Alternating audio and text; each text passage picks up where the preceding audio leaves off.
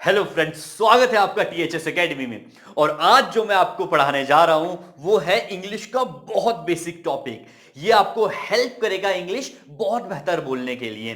तो शुरू से देखिएगा और लास्ट तक देखिएगा कि इसमें आपको क्या क्या चीजें यूनिक मिल रही है। और इसमें एक चीज तो इतनी बढ़िया है कि वो आप सोच नहीं सकते कि ये प्रेजेंट कॉन्टिन्यूअस में भी यूज हो सकता है क्या। अगर वो चीज जाननी है तो आपको ये वीडियो शुरू से लेके लास्ट तक जरूर देखना है, क्योंकि अगर वो चीज शायद बीच में भी बता सकते हैं और लास्ट में भी बता सकते हैं।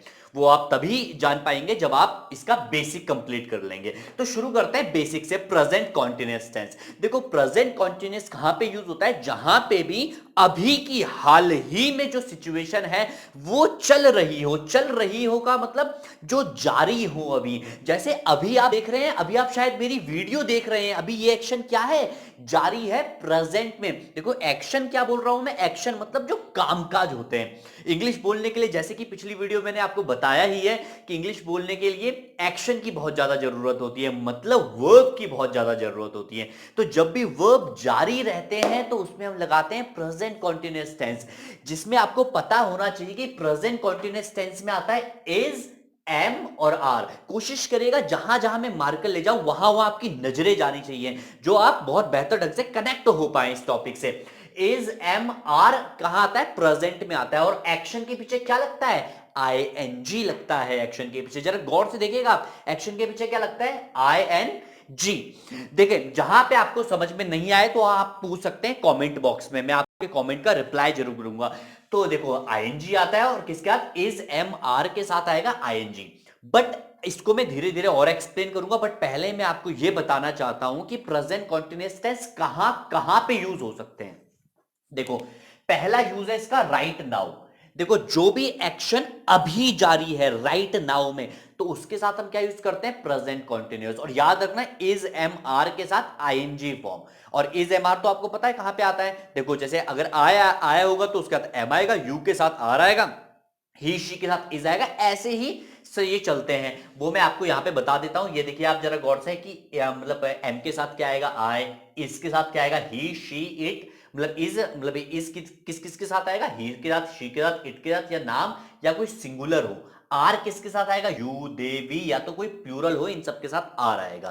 तो अब आगे बढ़ते हैं। तो राइट नाउ जो एक्शन अभी चल रहे हैं, जैसे यू आर वॉचिंग वीडियो। देखो, यू के साथ क्या आया है?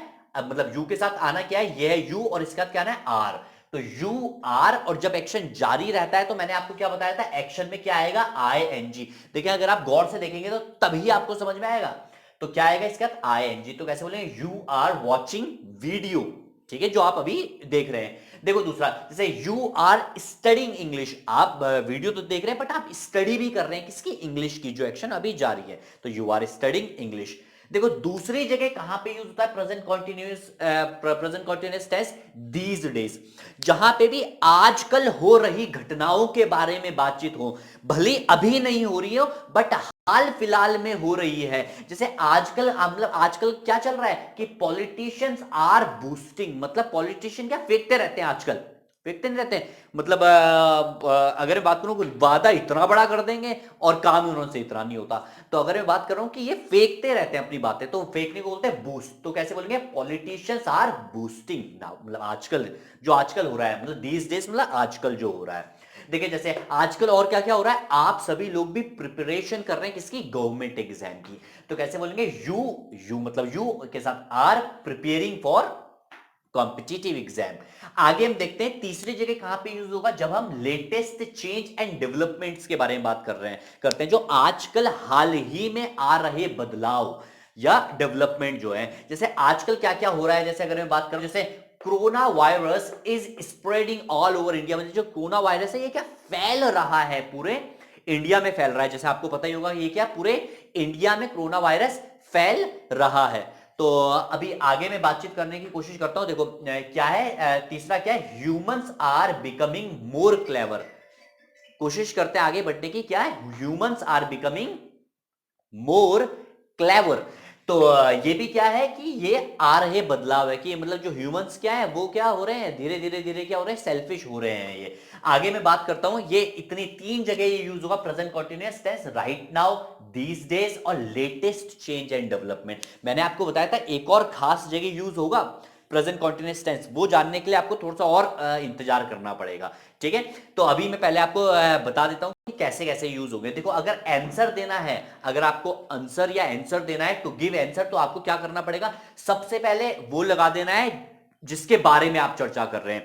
मतलब जब सबसे पहले सब्जेक्ट लगा देना है। देखो सब्जेक्ट क्या क्या है, जैसे सब्जेक्ट मतलब डूअर, डूअर मतलब जो करता है। सबसे पहले आपको काम करने वाला लगाना है, उसके बाद उसके अकॉर्डिंग क्या लगाना है, इज, एम और आर लगाना है, और उसके बाद एक्शन में क्या लगा देना है, आईएनजी, दैट्स इट, सिंपल। जैसे आई के बारे में बात हो रहा है तो आई के साथ आता है एम, यहां पे देखिएगा आई के साथ आएगा एम, तो आई एम कुकिंग फूड, मतलब अभी मेरे साथ एक्शन जारी है किसका, कुकिंग फूड का।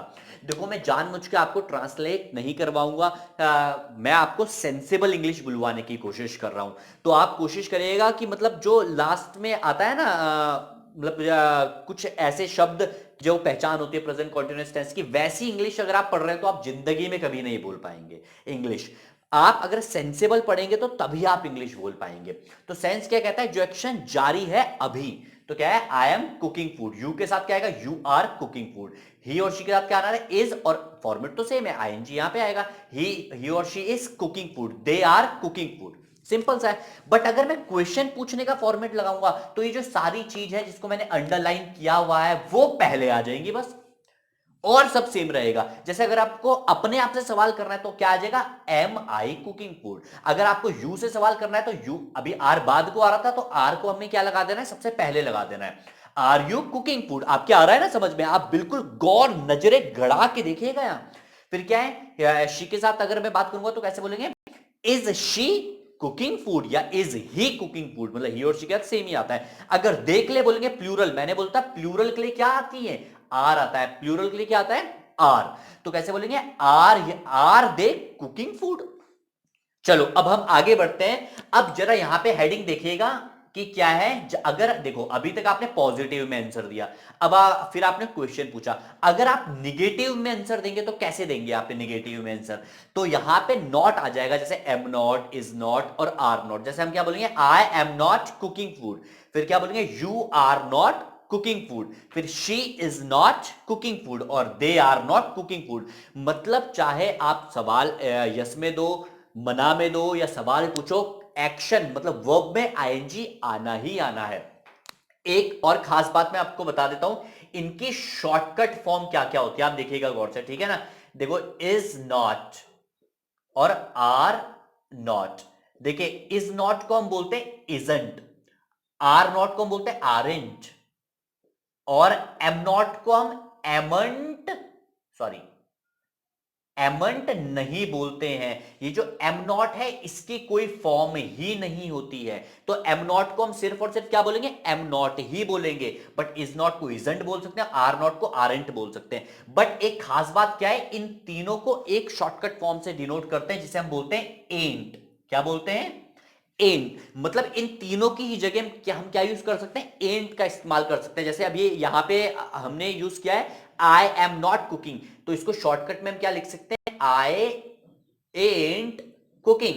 यू आर नॉट कुकिंग, इसको भी हम शॉर्टकट फॉर्म में क्या लिख सकते हैं, यू एंट कुकिंग। अगर ही इज नॉट कुकिंग तो ही इज नॉट को भी क्या बोल सकते हैं, एंट कुकिंग। आर नॉट को भी क्या बोल सकते हैं, एंट। अब बहुत सारों के दिमाग में ये आ रहा होगा, सर जब सबको इंट बोलते हैं तो पता कैसे चलेगा कि आर नॉट के बारे में बात हो रही है, इज नॉट के बारे में बात हो रही है, या एम नॉट के बारे में बात हो रही है।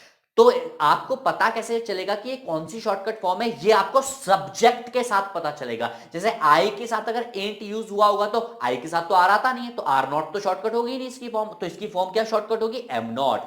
अब यू के साथ आर यूज होता है तो इसकी शॉर्टकट फॉर्म इज नॉट तो होगी नहीं। अगर यू के साथ एंट का इस्तेमाल हो रहा है तो यू के साथ अगर एंट का इस्तेमाल हो रहा है तो इसकी शॉर्टकट फॉर्म क्या होगी, यू आर नॉट।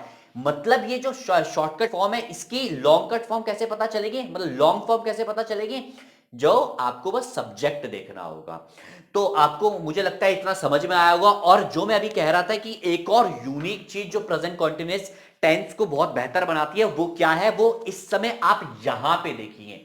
देखो एक ऐसा इकलौता एडवर्ब, इकलौता एक ऐसा एडवर्ब जो सिंपल प्रेजेंट में तो आता ही है, मतलब प्रेजेंट इंडेफिनिट में तो आता ही, जहां पे डू डस का इस्तेमाल होता है। अगर आपको डू डस का इस्तेमाल करना नहीं आता तो आप हमारी नेक्स्ट वीडियो देख सकते हैं जिसका लिंक मैंने आपको डिस्क्रिप्शन बॉक्स में दिया है, डूडस वाली का, डूडस वाली वीडियो का। तो आगे बढ़ रहे हैं। इकलौता एक ऐसा एडवर्ब है ऑलवेज जो प्रेजेंट इंडेफिनिट में भी होता है और सिर्फ प्रेजेंट कॉन्टिन्यूअस टेंस में भी यूज होता है, बट इसका मतलब बदल जाता है अगर प्रेजेंट कॉन्टिन्यूअस टेंस में इसका हम यूज करेंगे।